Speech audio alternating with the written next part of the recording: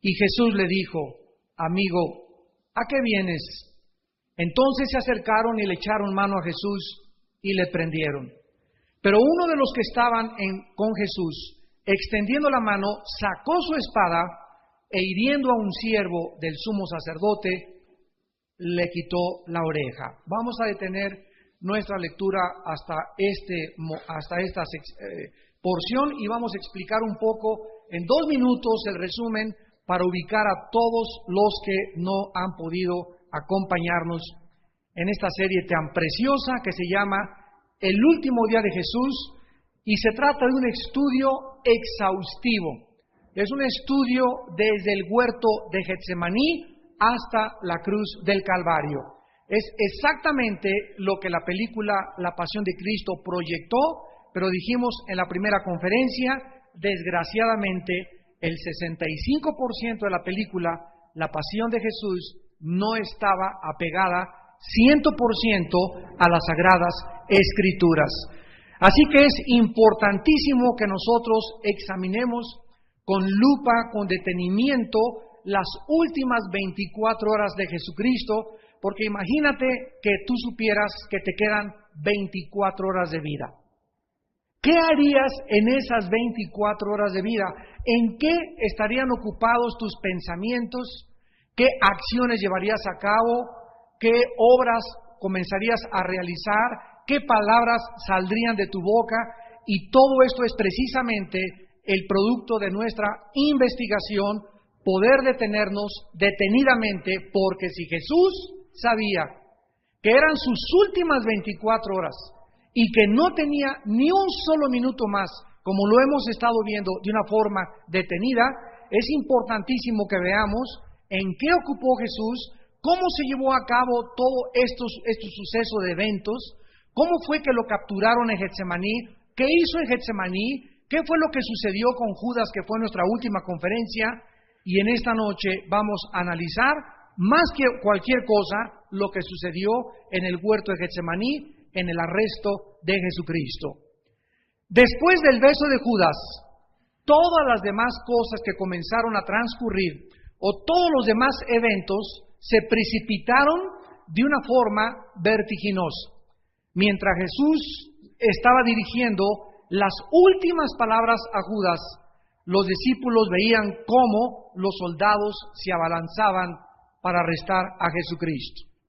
Ahora, el mero hecho de que uno de los siervos del sumo sacerdote, dice nuestro pasaje en el versículo 21, pero uno de los que estaban con Jesús extendió la mano, sacó su espada e hirió a un siervo del sumo sacerdote y le quitó la oreja. Una vez que Cristo es entregado por Judas, y Judas se acerca a Cristo y le da un beso, porque era la señal a los soldados y a los líderes religiosos que el beso era para identificar al Mesías o al supuesto Mesías. En ese momento, después de que Judas le da el beso, se precipitan los soldados para echársele encima a Jesucristo con los siervos del sumo sacerdote, y tenemos un acto que ha despertado polémica, ha causado sospechas, ha confundido inclusive a cientos de teólogos respecto a esta acción de esta persona que no se menciona, solamente dice uno de los que estaban con Jesús sacó una espada, pero en el Evangelio de Juan nos revela que era el apóstol Pedro. Muy bien, ahora vemos entonces que el mero hecho de que uno de los siervos del sumo sacerdote fue herido por Pedro nos muestra quién estaba realmente acercándose a Jesús, arrestándolo, prendiéndolo, amarrándolo y llevándolo a la cruz. ¿Quién era? El espíritu religioso. ¿Quiénes fueron los que planearon, los que hicieron el complot, los que desarrollaron el contubernio para arrestar a Jesús? No fue Roma, no fueron los soldados, no fue una secta, fue el líder religioso de los tiempos de Jesucristo. Nosotros, hermanos, tenemos que comenzar a profundizar en esto desde el principio de la Biblia hasta el final. Cuando llegamos a Apocalipsis, encontramos en el capítulo 17 de Apocalipsis dos figuras simbólicas. Una es una ramera y la otra es una bestia. Esta mujer ramera es exactamente la antítesis de la novia de Cristo a través de toda la Biblia. Es la cizaña que se siembra junto al trigo. La mujer en Apocalipsis glorificada, Apocalipsis 12, representa el pueblo de Dios a través del cual vino el Mesías. La ramera es esa persona que no es realmente la novia de Cristo, sino la falsificación del cristianismo. Y en todas las iglesias, en esta iglesia, estoy seguro, en este grupo de creyentes, en cualquier grupo de creyentes en el mundo entero, siempre va a haber personas infiltradas en medio del trigo, y esa cizaña es la que se le denomina al final del libro de Apocalipsis la ramera. ¿Quién es una ramera? Es una mujer que se vende. Una mujer que vende su sexo, una mujer que por dinero se va con el mejor postor, una mujer que por convenir a sus intereses va y se va con otra persona. Pero la persona verdaderamente que es fiel es la que se llama la novia de Jesucristo, sin mancha y sin arruga. Ahora bien, es importante que nosotros comencemos a investigar esto porque va a aumentar el espíritu de la ramera y el espíritu de la bestia antes de que el anticristo surja y se una con el poder político. ¿Qué representa la ramera en Apocalipsis 17? Representa a todos los sistemas religiosos falsos. Representa a lo que se conoce actualmente como el movimiento ecuménico, o movimiento también se le conoce como interreligioso, donde se enarbola una bandera. Vamos todos a unirnos como religiones para poder ganar al mundo y traer paz al mundo. Qué bonito se oye, ¿verdad? Se oye altruista, se oye de una forma hasta ciertamente humilde. Sin embargo, es la mentira más grande que pueda esconderse detrás de una verdad. Cuando nosotros venimos a la Biblia nos damos cuenta que Jesucristo fue crucificado porque Él echó luz sobre los movimientos falsos. Y cuando la luz resplandece, las tinieblas tienen que salir. Entonces nos damos cuenta quién fue el que capturó a Cristo, el poder religioso, representado por los líderes religiosos. Pero síganme con cuidado, para que pudieran capturar a Cristo, el poder religioso necesitaba otro poder unificado. ¿Quién era? El poder político, Roma. Entonces, el poder religioso, los líderes religiosos, no podían crucificar a Cristo si el poder político representado en este momento por Poncio Pilato, gobernador de Judea, no les autorizaba poder llevar a la cruz a este hombre. Y aquí nos damos cuenta en la ramera y en la bestia, en Apocalipsis, que la ramera representa al poder religioso montado sobre la bestia. La bestia es el poder político, el poder religioso es la ramera. O sea que el poder religioso al principio usa al poder político. Una mujer montada sobre una bestia nos habla de un jinete. Y un jinete es el que dirige al animal, el que lleva las riendas. Y sin embargo, después, más adelante en Apocalipsis 17, la bestia se deshace del poder religioso y la quema y la destruye. Entonces nos damos cuenta cómo el poder político se deja manipular a través de los siglos por el poder religioso para sus propios intereses políticos. Pero una vez que el poder político tiene el control y tiene el poder, se deshace del poder religioso. Y esto es lo peligroso que existe en los tiempos que vivimos. Hemos tenido nosotros muchos encuentros continuamente con personas dentro de la política que quieren usar a la iglesia como un trampolín para sus propios intereses. Y cuando un líder, cuando un pastor, cuando un hombre de Dios se deja manipular o usar para unirse y poder tener también poder. Hagan de cuenta que hay un político y me dice: Armando, junta gente, predica a favor de este partido o aquello, etcétera, etcétera, y te voy a hacer senador o te voy a hacer diputado, etcétera, etcétera. En el momento en que un hombre de Dios se vende y se deja seducir por obtener ciertos beneficios, en la Biblia se llama prostituir el ministerio. Te has vendido, te has convertido en una ramera. Y esto es exactamente lo que vemos desde los tiempos de Cristo. El poder religioso se une al poder político y entonces crucifican a Cristo.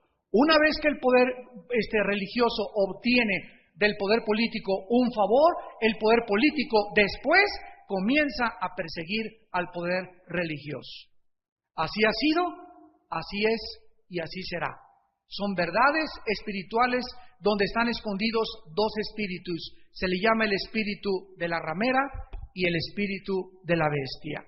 Y esto, repito, conforme el mundo avanza, lo vamos a ver cada día más cerca de nosotros. Ahora, muy bien, aquí estaban pues los líderes religiosos de la nación, pero detrás de ellos el sumo sacerdote. ¿Quién era el sumo sacerdote en el Antiguo Testamento? Todos los que venían de la tribu de Leví. Y número 2, de la casa de Aarón. Tenían que descender todos de Aarón y forzosamente tenían que ser de la tribu de Leví.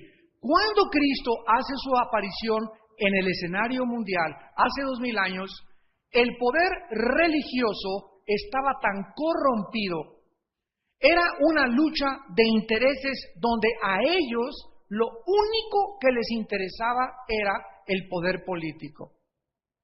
Y cuando comenzamos a ver que un movimiento religioso se une a un movimiento político y está continuamente dentro del movimiento político, nos damos cuenta la corrupción del Evangelio de Jesucristo.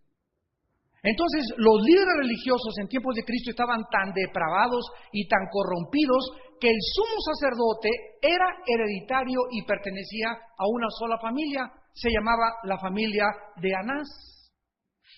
Anás había sido destituido 20 o 30 años antes de Cristo. Pero como era el último de los abuelos de los sumos sacerdotes, él nombró a Caifás, que era pariente de él también. Y cuando Caifás es nombrado sumo sacerdote, el poder romano reconocía a Anás oficialmente y el pueblo judío reconocía a Caifás como religiosamente. Por eso continuamente encontramos que aparece Anás y Caifás como el sumo sacerdote, y eso confunde a muchas personas por no tener los antecedentes históricos de la familia de Anás. Ahora, es increíble que Pedro haya hecho esto, sacar una espada y aventarse contra uno de los siervos del sumo sacerdote. Y quiero decirles algo, cuando Pedro sacó la espada, él era bueno para echar las redes, pero no era bueno para la espada. Y con tan mala puntería, él se fue a la cabeza. Pero con tan mala puntería, y lo vamos a explicar por la soberanía de Dios, solamente le alcanzó a atinar, y vamos a ver de la que se salvó, de cortarle la oreja al siervo del sumo sacerdote. ¿Saben ustedes lo que hubiera desencadenado esto? Que hubieran salido miles de espadas a relucir de los soldados y se hubiera convertido el huerto de Getsemaní en una carnicería. Y además hubieran tomado como pretexto, ahora sí, una acción de culpabilidad para Jesucristo, para crucificarlo. Porque acuérdense que estaban buscando una ocasión o una excusa para matarlo. Y al haberle cortado Pedro la oreja, discípulo de Jesucristo, a uno de los siervos del sumo sacerdote, era una excusa más que suficiente para que acusaran a Cristo inmediatamente de subversivo. Y eso hubiera podido ocasionar la excusa para poderlo legalmente crucificar. Sin embargo, no sucedió esto. Cristo toma la oreja inmediatamente y se la pone en su lugar. Fue el último milagro de Jesús. El último milagro de Jesús. Pero vamos a profundizar en este evento. ¿Por qué, en primer lugar, Pedro comete este acto por demás imprudente? Número 1, porque en el huerto de Getsemaní no oró cuando Jesús le pidió que orara. Y en Marcos 14:38 Jesús les dijo: orad y velad para que no caigáis, para que no te resbales en la trampa, para que no te vayas al barranco, porque la vida cristiana es la casa del jabonero. El que piensa que está firme, mire que no caiga. El que crea que ya la hizo en la vida cristiana, cuidado, porque puedes dar un derrapón tan grande que vas a llorar y a lamentarte tal vez por muchos años.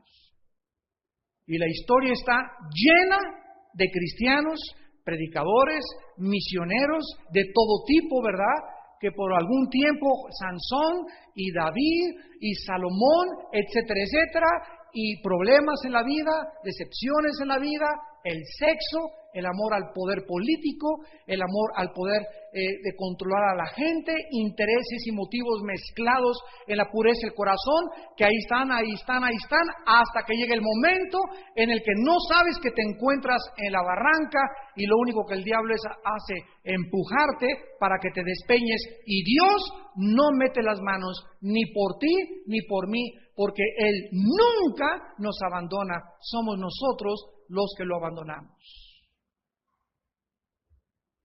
Vamos a ver después cómo Pedro comenzó de lejos a seguir a Cristo y fue la causa de su caída, donde culminó negándolo 3 veces. Entonces, en primer lugar, Pedro no oró, no quiso tener compañerismo con Jesús. Porque si hubiera orado Pedro en Getsemaní, hubiera conocido cuál era la voluntad de Dios. Porque es precisamente en nuestro tiempo de oración, en nuestros tiempos devocionales, cuando nos acercamos al Señor en la palabra, cuando nos acercamos en la mañana temprano en oración a Él, donde Él a nuestro espíritu nos revela a través de la Biblia su voluntad. Y si yo en la mañana no tengo ese tiempo con Dios, ese compañerismo con Jesús, todos los días, a las 10 de la mañana voy a tomar una decisión que me voy a levantar. A las 2 de la tarde tenía una reunión con las maestras de la escuela de mis hijos y les voy a decir una cosa que yo no quería decirles, o que debía haberles dicho. A las 3 voy a hacer un negocio que me voy a lamentar que nunca lo debía haber hecho, pero lo hice. Hablé con los maestros y tomé esa decisión en la carne. Oiga, pero es que fíjese, hermano, que yo anoche fui a una reunión y hasta en lenguas hablé. Hasta chichimeca hablé. ¿Sabes una cosa? Que cuando los judíos estaban en el desierto, Cristo les dijo: no recojan el maná al otro día ni lo guarden porque se les pudre. Cada día van a recoger el maná y van a recoger lo que puedan y lo que les quepa en cada cubetita. Y si alguien se pasa de listo y dice: es que voy a guardar porque a lo mejor mañana me falta, o a lo mejor quién sabe si Dios nos provea, se le va a pudrir totalmente y va a ser enjuiciado por Dios. ¿Qué lección quería Dios enseñarnos a nosotros? Que Dios quiere que nosotros dependamos diario de Él. El pan nuestro de cada día, dánoslo hoy, conforme a tus fuerzas, tus días. Dios quiere que cada día tú entiendas que somos como un teléfono celular. El teléfono celular tú agarras y lo conectas y saca de la energía de la luz, la carga para 24 horas, 72 horas, dependiendo el modelo, pero al acabarse la carga, le aprieta los botones al celular y no funciona, porque necesita volver a recibir la carga, porque fue diseñado por el por la manufacturera o por la fábrica y el diseñador de eso para que así funcionara. Dios nos creó a nosotros para que nosotros tuviéramos una carga que solo nos aguantara 24 horas. Así que tú tienes que venir diario a la Biblia y llenarte del Espíritu del Señor, llenarte de la palabra de Dios, llenarte del conocimiento de su voluntad, para que ese día puedas vivir en sabiduría, actuar con inteligencia, tomar los pasos necesarios, que no te lamentes. Pero hay cristianos que hasta 2 o 3 días llevan sin carga y por eso están apriétele botones, y ahí no tengo fuerza para dejar el cigarro, y pasó una muchacha y ya casi se me van los ojos, y estoy cayendo en tentación. ¿De dónde viene tu falta de energía y de fuerza para vencer al mundo? De tu falta de contacto con la fuente de energía que es la Biblia. Pedro no quiso pasar la noche más importante con su Señor. Y no tuvo entonces Pedro la capacidad de poder vencer esta imprudencia. Cuando no oramos y velamos, nosotros vamos a hacer lo mismo, vamos a caer en tentación y vamos a actuar imprudentemente. Y ya vas a pasar en el periférico y alguien te va a salir, te vas a bajar y ahí y de repente te vas a dar cuenta, pero Dios mío, ¿qué estoy haciendo si yo soy cristiano? Me estoy aquí agarrando a golpes con un taxista. Dios te libre que no pase por ahí alguien, ¿verdad? Y te ve el hermano, ese es el Brody. Sí, ese es. ¿Que no es cristiano? Sí lo es. ¿Y por qué está haciendo ese espectáculo? Porque lo más seguro, ¿verdad?, es que es uno de los días malos que dice Efesios 6, este domingo voy a hablar aquí de la armadura del cristiano. Es uno de los días malos donde dice, tomar la armadura de Dios para que en el día malo puedas resistir.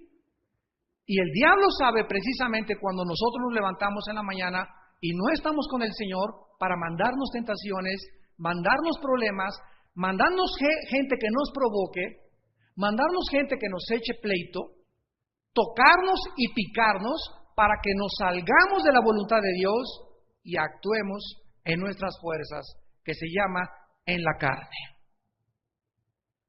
En segundo lugar, Pedro creyó que su honor estaba de por medio. Qué peligroso es para la causa de Dios cuando es nuestro honor el que está de por medio. Es mejor que nuestro honor, ¿verdad?, y nuestro nombre sean enlodados y que perdamos inclusive nuestra reputación a que querramos mantener nuestro honor al costo del honor de Cristo. Pedro, acordémonos, había alardeado el día anterior y había dicho, yo negarte, maestro, ni siquiera lo menciones, no solamente no te voy a negar, sino hasta la vida daré por ti. Estaba alardeando Pedro, estaba manifestando en su naturaleza pecaminosa, carnal, algo de lo cual él no creía que era capaz. ¿Y cuántos de ustedes también, jovencitos que salen como parejitas de novios, dicen, no, yo a Chencha la voy a respetar, no vamos a fornicar hasta que nos casemos? Y creen ustedes que por tus buenos deseos y porque tú crees que no lo vas a hacer, la vas a respetar y que tú no vas a dejar que te ponga las manos esa persona, inclusive si no es cristiano. Pero ¿por qué alardean? ¿Por qué haces eso? Porque no conoces que la carne es débil. Débil, débil, débil, débil. Entonces, cuando comenzamos a creer que nosotros podemos tener fuerza para vencer la tentación y que somos capaces de vencer la tentación y que aunque me haya hecho propuestas, Señor, te prometo no hacer esto, te prometo que no lo voy a hacer, en lugar de venir a cargar las pilas y las baterías en la palabra y en la oración, voy a repetir el error de Pedro, voy a actuar imprudentemente. Y vas a querer decir que estás defendiendo tu honor. Y en tercer lugar, por su falsa valentía. Una falsa valentía. La mayoría de nosotros, nótenlo ustedes a cada instante, todos los días. La mayoría de nosotros nos portamos valientes ¿cuándo somos respaldados? Cuando andas con una runfla de 3 o 4 cuates, ¿verdad? Te crees aquí tú el pitirijas, cuigas, chifas. Y si hay otro cuate, ¿qué traes? Y te pones al brinco porque traes respaldo. Te sientes macho porque vas en un coche con 3 o con 4 amigos. Que si tú anduvieras solo y te encontraras con esa persona, serías un cobarde. ¿No es verdad?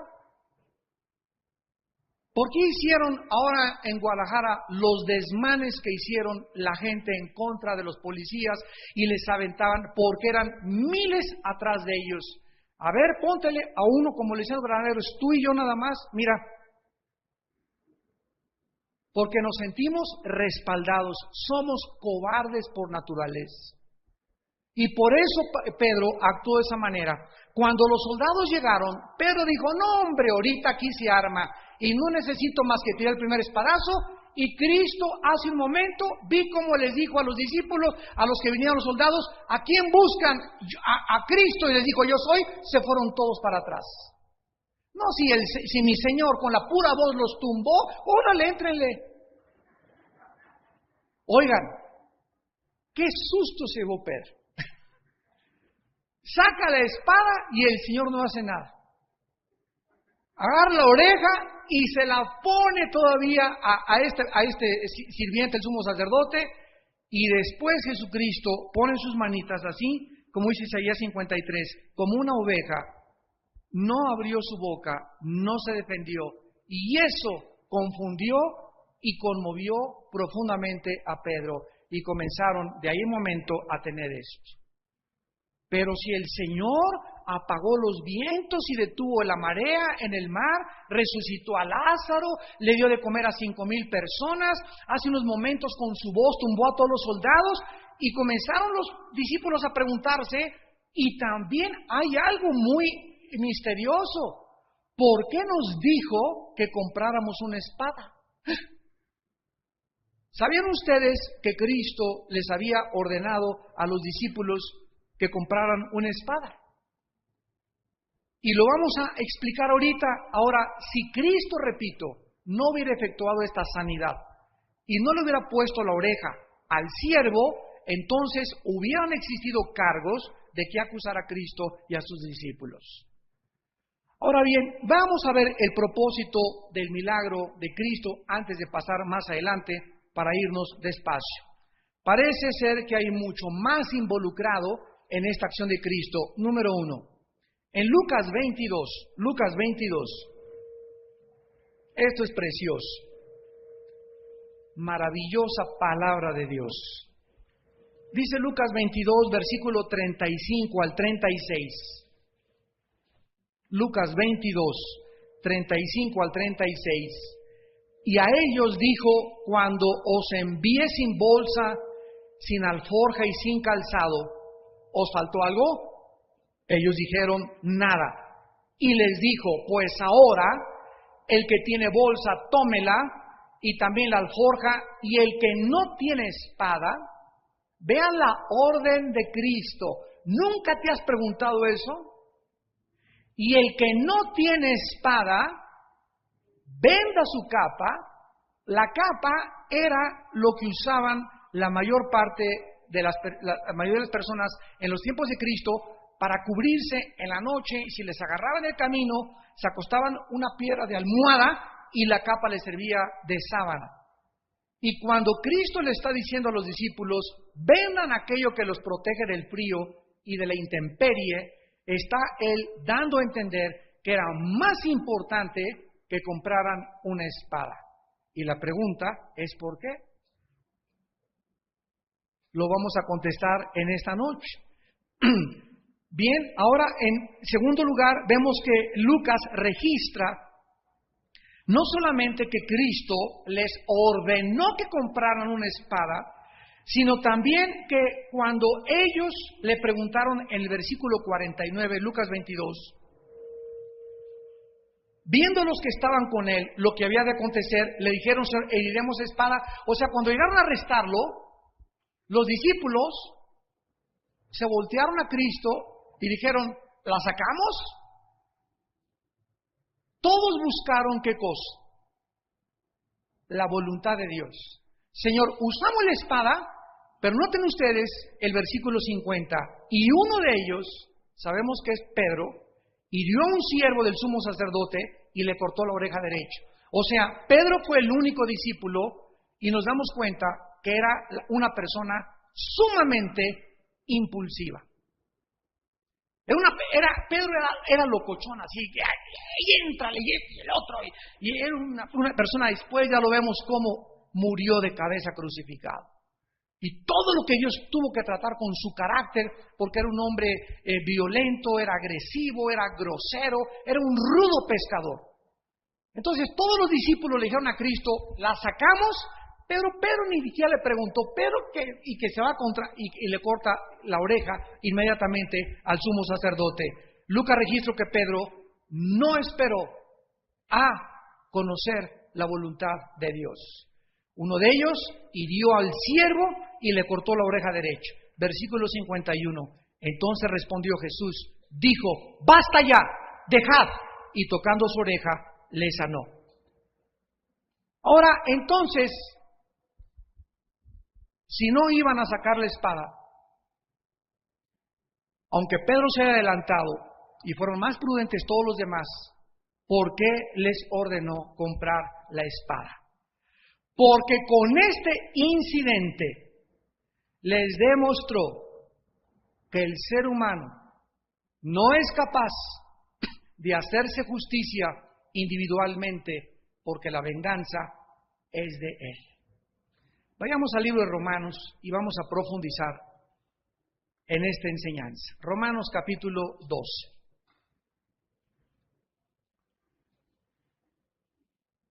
¿Por qué Dios permite ejércitos que usen armas? ¿Por qué Dios permite guerras e inclusive entrenó, Deuteronomio 20, a su pueblo para pelear en la guerra? Y cuando Cristo vino al mundo, vino bajo el antiguo pacto. Mateo, Lucas, Marcos y Juan son los 4 evangelios y no son el Nuevo Testamento, están bajo el Antiguo Testamento. El Nuevo Testamento comienza con el libro de los Hechos, con la venida del Espíritu Santo, hasta que se forma la iglesia y el Espíritu Santo hace de nosotros su morada continua. Entonces Cristo vivió bajo el antiguo pacto, por eso se bautizó en el bautismo de Juan. Ya de Hechos para arriba, ese bautismo de Juan ya no existía.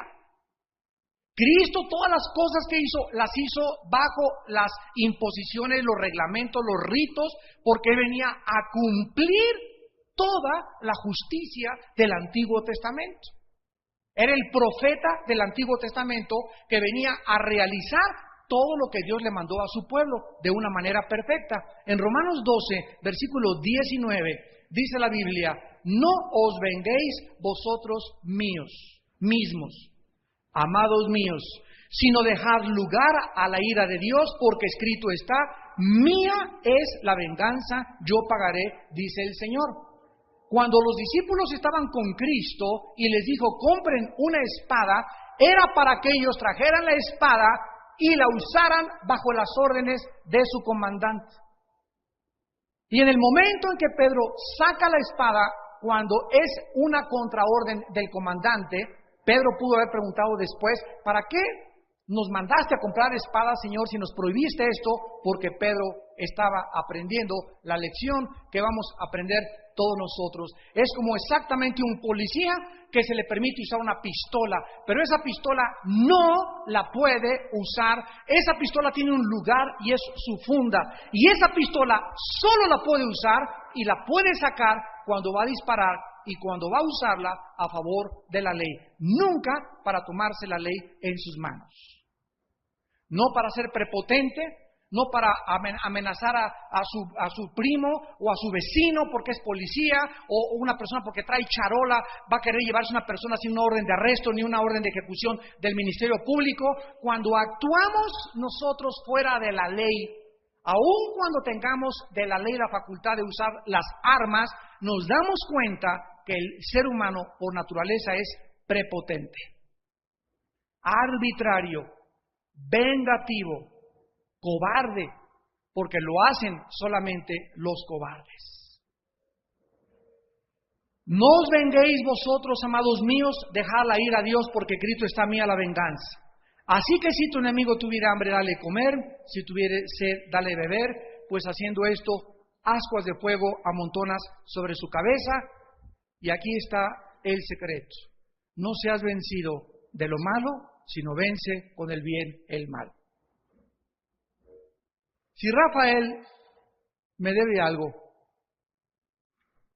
y él no quiere hacer nada por pagarme o me hizo un mal y yo estoy buscando la manera de agarrar un palo y darle o meterle una chinche bajo de su almohada o hacerle alguna maldad, en el momento en el que yo trato de actuar contra mi enemigo para tratar de decirle, mira, esto es lo que te mereces, en ese momento a Dios le atamos las manos. Y Dios ya no puede encargarse de mis enemigos porque yo estoy tomando mi justicia en mis propias manos. Entonces dice Dios, hijos míos, yo quiero que ustedes como mi pueblo no se vengan jamás de nadie. Te prometo desde el cielo que si alguien te hace algo malo, es más, dice Dios, yo conozco quiénes están planeando, tú ni sabes, yo sé quiénes están planeando hacerte algo malo, pero ningún arma forjada contra ti prosperará. Isaías 54:17. Ninguna maquinación, ningún plan, yo sé todo lo que alguien te quiere hacer. Y si tú no te defiendes y te hincas y oras y vives en santidad, Dios es escudo a los que le temen. El ángel de Jehová, Salmo 34, acampa alrededor de los que le temen para defenderlos. Yo soy tu escudo, dice el Señor, y pelearé tus batallas. Esas batallas no son tuyas. Las armas de nuestra milicia no son carnales. Ya no peleamos con golpes, ahora peleamos con armas espirituales. Si tu enemigo tiene hambre, dale de comer. Entonces, si yo a Rafael, en lugar de hacerle algo, le digo, te regalo un pay de queso. ¿Saben ustedes qué es lo que pasa? Los chamucos de él, los demonios de tu enemigo, se comienzan como avispero a confundir porque no resisten ser amados. El amor destruye los planes, las maquinaciones de Satanás, porque Satanás es la antítesis del amor. Cuando en Juan 8:44 Cristo le dijo a los fariseos, ustedes son de vuestro padre el diablo y los deseos de vuestro padre queréis hacer, ¿qué dijo Jesús? Él ha sido homicida y mentiroso, o sea, todo deseo de venganza y todo odio viene del diablo. Todo amor viene del Padre. Y si el amor del Padre ha sido derramado en mi vida y yo a mi enemigo no le pago mal con mal, sino que él me avienta un misil y me avienta balas y me avienta golpes y yo lo perdono y oro por él, todo eso que él me está haciendo, dice la Biblia, ascuas de fuego amontonas. ¿Saben qué significa esto? Que estás precipitando el juicio de tu enemigo. Si tú le haces bien a tu enemigo. ¿Quieres de veras que ya le caiga el techo en la cabeza a tu enemigo? No te vengues. ¿Quieres de veras que esas personas que te persiguen ya no te persigan tanto? Comienza a orar por ellas y bendícelas y perdónalas. Esto es algo contra natura. Esto no es normal de los seres humanos. Repito, por naturaleza, me la haces, me la pagas, chiquito. Pero cuando respondes de una manera espiritual, derrotas el mal con el bien. ¿Cómo puede ser derrotado el mal? Solo con el bien. El mal contra el mal, entre los dos se destruyen. La bestia destruye a la ramera y después Cristo viene y destruye a la bestia, en el libro de Apocalipsis. Ahora, pero el Señor no solamente en este incidente de la espada está demostrando que está al control de todas las circunstancias y este incidente aún la imprudencia de nosotros, cuando caminamos con el Señor, Dios la usa para realizar el último milagro antes de su resurrección, delante de toda la gente que lo fue a arrestar. ¿Cómo podemos conciliar estas dos verdades? Hagámonos más hondo ahora. Por un lado, Cristo les dice, compren una espada, viene el momento de usarla, ya lo explicamos por qué les dijo, no la usen, les dije que la compraran, porque quiero demostrarles hasta dónde llega su control propio, y lo van a ver que uno de ustedes la va a regar, y fue Peter Pan. Pero al mismo tiempo de que este hombre la riega y está al punto de crear un conflicto, repito, para que hubieran arrestado a todos los discípulos y a todos, y Cristo, no era el plan de Cristo que arrestaran a nadie, porque les dijo, suéltenlos a ellos, llévenme a mí, y así lo respetaron. Sino que además Cristo agarra la oreja y se la pega a esta persona y lo sana. ¿Cómo podemos reconciliar las dos cosas que por un lado hay un pecado y por otro lado formaba parte del plan de Dios?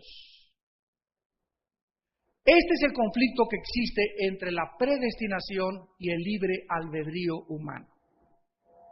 Yo recuerdo cuando estudié teología, me enseñaron la predestinación, pero la predestinación que me enseñaron fue un extremo donde me dijeron que Dios ha predestinado a muchos seres humanos para el infierno y a otros para el cielo. Y siempre me pregunté, ¿y qué de la responsabilidad humana? En el día del juicio, un ser humano le va a contestar a Dios, Señor, me mandas al infierno porque me escogiste para irme al infierno. ¿Qué opción tuve? Esa pregunta nadie absolutamente de mis maestros en aquella época me la pudo contestar. Entonces se quedó ahí el gusanito en mi corazón y yo dije, hay una verdad que es cierto, Dios habla de la predestinación, pero hay otra verdad que también corre paralela a esta verdad, que es, somos responsables, y Cristo dijo, y no queréis venir a mí. Dándonos a entender que la voluntad estaba de por medio. ¿Cómo reconciliar en la Biblia dos verdades que corren paralelas y cómo poder encontrar el puente que las une para que las dos verdades puedan ser una al mismo tiempo? Esto es lo que se llama en la Biblia verdades paralelas.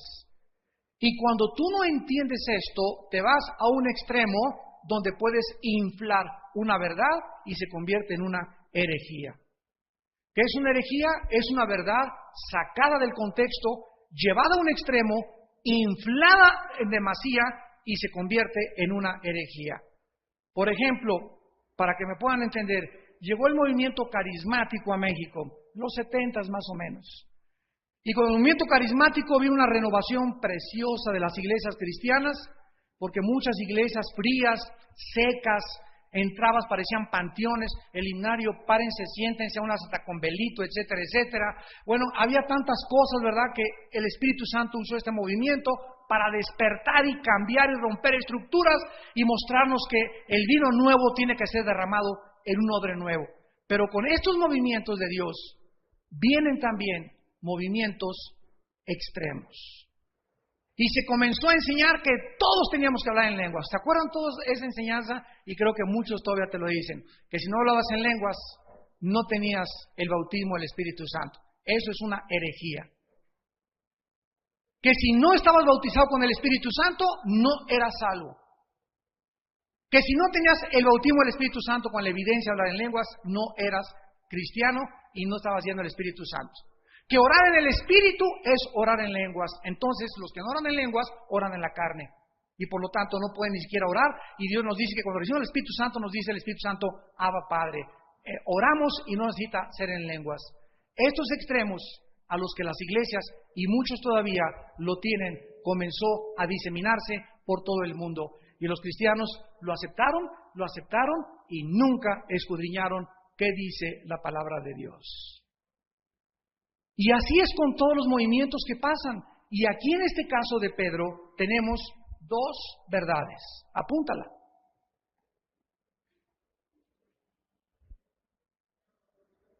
Este incidente de Pedro que se nos presenta y el subsecuente milagro, sin lugar a dudas, formaba parte del programa de Dios. Eso nadie lo puede discutir. ¿Correcto? Judas y la traición de Cristo formaba parte del programa de Dios. ¿Correcto? Indiscutible, inequívoco. Pero al mismo tiempo nos damos cuenta en este incidente que también se nos revela que aunque formó parte de la voluntad permisiva de Dios, no era la voluntad directiva de Dios. Se te van a fundir fusibles hoy. Y algunos nomás hoy, pop, pop, pop, pop, pop, pop. Dios tiene una doble línea en su voluntad. La voluntad de Dios es directiva y la voluntad de Dios es permisiva. Dios quiere que Juanita, esa es la voluntad directiva. Dios le dice a Juanita, Juanita, si tú amas mis mandamientos y tú caminas en mis caminos, te juro, Juanita, que tengo un galanazazazazo para tu esposo.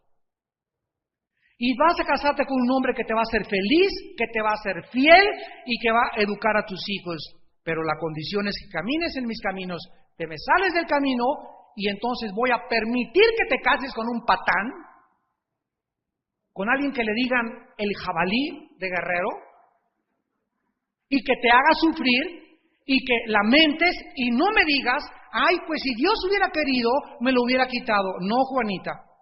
Si tú caminas en mis caminos, yo prometo dirigirte, pero si te sales de mis caminos, van a pasar muchas cosas que permito que te suceden, pero que no era mi voluntad que te sucediera.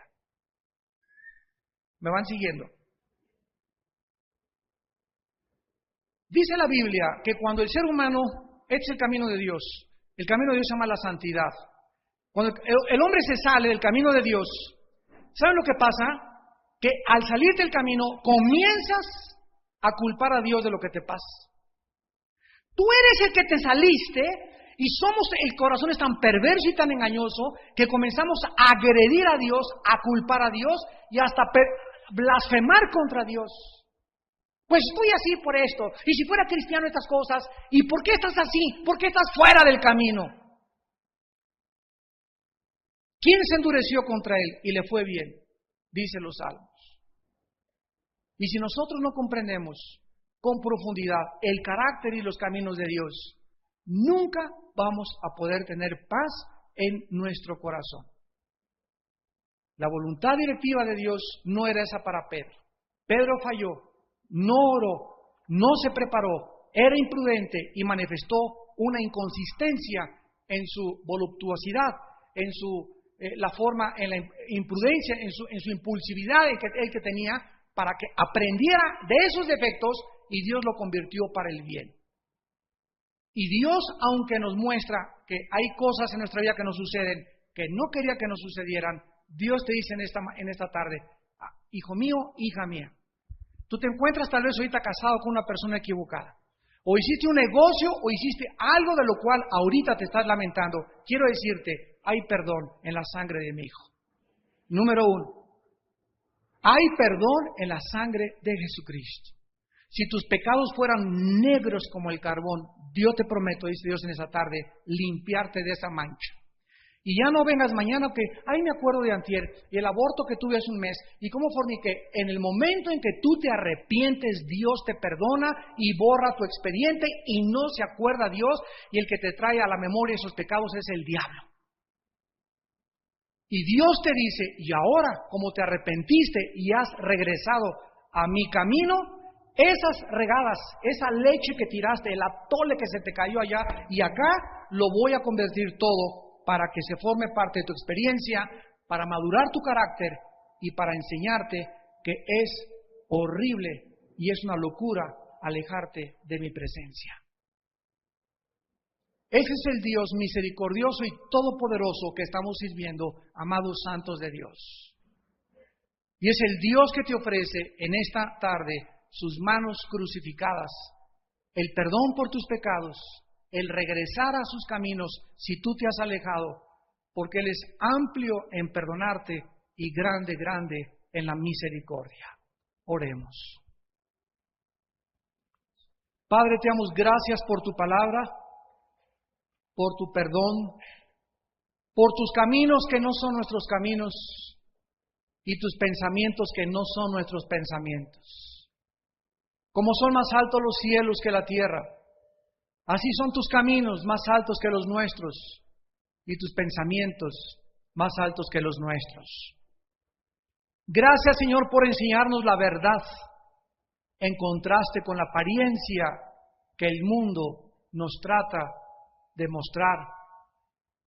Gracias por mostrarnos el camino que es tu Hijo Jesucristo, en contraste con los caminos que parecen derechos y conducen a la muerte. Gracias, Padre, por esconder los misterios detrás de cada incidente, de cada milagro, de cada palabra en tu palabra, porque nos has encargado que nosotros encontremos los misterios, guiados por tu Espíritu a través de la oración, la meditación y la ponderación de tu palabra. Nos has dejado esa responsabilidad a nosotros de encontrar las piedras preciosas, de sacar el petróleo que está enterrado y de descubrir el oro que se encuentra en tu palabra. Señor, síguenos vistiendo de humildad, de mansedumbre, vestidos como escogidos de Dios, de entrañable amor entre nosotros, de misericordia y de perdón, soportándonos y perdonándonos unos a otros como Cristo nos amó y nos perdonó desde la cruz. Y recordando que siempre en tu presencia nuestra alma tiene paz. Nuestra alma no podrá encontrar la paz fuera de ti, Señor, porque en tu presencia hay plenitud de gozo y solo en ti podemos descansar, Señor, de tantas cargas de la vida, de tantos problemas, de tantas tribulaciones, y exclamar, Señor, como tu apóstol Pablo: es verdad que estamos rodeados por todos lados, rodeados de problemas, atribulados en todo, mas no angustiados, en apuros, mas no desesperados. No te desesperes, hijo mío, hija mía, dice el Señor en esta tarde: yo estoy contigo, yo soy tu Dios que te esfuerzo, yo soy tu Dios que te levanto, yo soy tu Dios que te animo y te digo: no temas, nunca te dejaré, nunca te desampararé, confía en mí, sigue creyendo en mí, refúgiate bajo el amparo de mis alas. Como el pollito busca las alas de su madre, la gallina, y ahí se siente seguro y cubierto y protegido. Así quiero, hijo mío, hija mía, que te sientas tú en esta tarde, echándome todas tus ansiedades sobre de mí, que yo tengo cuidado de ti. Oh Dios, gracias. Gracias, Señor, porque mi alma hubiera desmayado si no creyese que veré la bondad de Jehová en la tierra de los vivientes. Sí, alma mía, espera y aguarda en Jehová, aliéntese y esfuércese tu corazón. He aquí el que viene, viene pronto, y su galardón para recompensar a cada quien según sus obras. Por tanto, amados santos de Dios, estad firmes y constantes en la obra de Dios, sabiendo que nuestro trabajo no es en vano. Vale la pena ser santos y luchar contra el pecado y seguir los pasos de nuestro Maestro, el Hijo de Dios. Y en esta tarde Dios te ofrece a ti el perdón de tus pecados.